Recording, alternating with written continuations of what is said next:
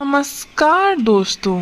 एक समय की बात है, रीना और रेखा बहुत अच्छी दोस्त थीं और वो दोनों हमेशा एक साथ ही छठ पूजा किया करती थीं।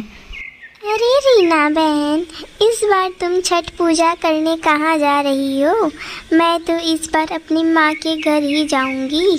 सुशीला, मैं तो यही छठ पूजा मनाऊंगी। और इन दोनों की ये सब बात एक चुड़ैल दूर से सुनती रहती है और उनका पीछा करती है और उससे नहीं रहा जाता तो वो रेखा और सुशीला से पूछती है कि ये छठ पूजा क्या होता है, इसके लिए हर दुकान पे इतनी चहल पहल क्यों है।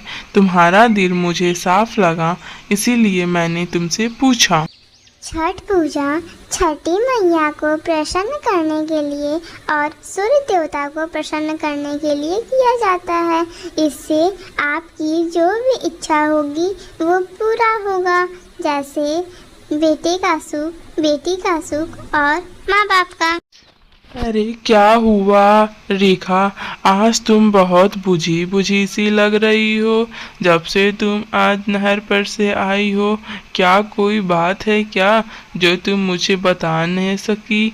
अगर कोई बात है तो बताओ। अरे जी, मैं आपको क्या बताऊं आज मेरे साथ क्या हुआ।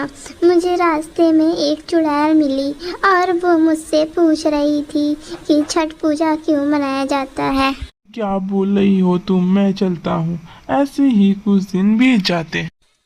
और फिर चुड़ैल सूर्य भगवान और छठी मैया को अर्घ्य देती है और कहती है, मुझे इस जन्म में बिन माँ के क्यों रखा भगवान। मैं माँ की चाहत में मैं मर गई, पर अगले जन्म मुझे एक माँ का सुख जरूर देना भगवान।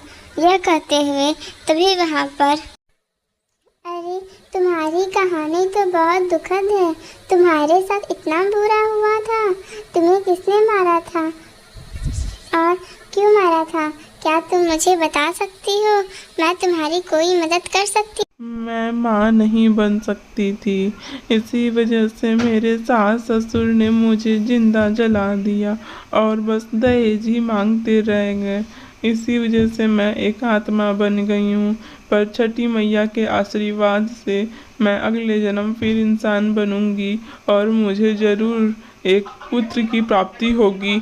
और अब मैं चलती हूँ, मेरी यही तक की ही पृथ्वी पर रहने का समय था। और फिर रेखा और सुशीला भी अपनी पूजा करके अपने घर के लिए चली जाती हैं।